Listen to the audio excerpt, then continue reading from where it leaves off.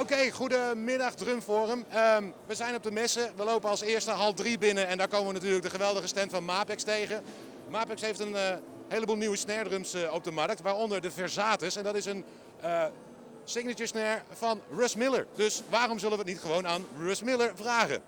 Mr. Russ Miller, thank you. Fine, thank you. Thank you for having time for us. My pleasure. The Versatus, please tell us about it. You designed it? I did, yeah. It actually 7 years I've been working on it, for about 7 years at different designs. And the most important thing was it's called Versatus because that's a form of the word versatile in Latin.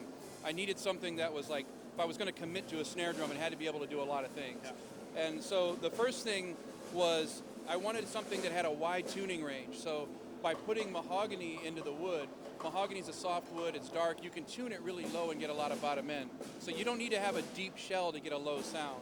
So I put a mahogany in the shell, it's maple mahogany shell, and then staggered the lugs. So if the lugs are up and down like that, it stops the tension rod they run into each other. If you stagger it, you have a wider range in the high end. Okay. So that's why they're staggered, maple mahogany shell.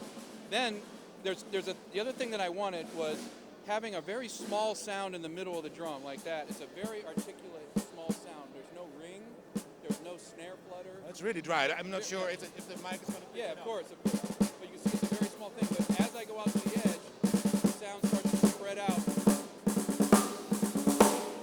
Wow. Until it's got a fat, spread sound to it. So to get that, what we had to do was put a deeper snare bed to make it sensitive. Yeah. But to dry up the top, there's a reinforcement ring on the top of the drum only. Only on the top, not on the bottom. Okay. So it leaves the snares ambient on the bottom. That's why it spreads like that. But it dries up the top, so you don't need any muffling, moon gel. Oh. Sounds great. There's no bing and rings and stuff like that.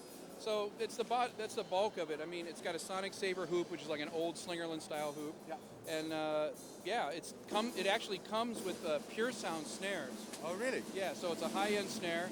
One of the things about the Pure Sound snares that I love is you see how the curls all line up in a row? Yeah. When they don't line up in a row, if you look at a snare and they're out of whack with each other, that's when you get that little brrr, brrr sound. Yeah. And when they're not soldered at the same length, that's when you get that ambience, and the toms make the snare ring a lot. Okay. So it doesn't do any of that because the Pure Sound snares are very, very well made, high-end snares. Cool. And it ships with a Fiberskin 3 Diplomat, which is an ambassador weight Fiberskin head. So That's really nice. Thank you very much. Russ Miller and his Versatus snare drum.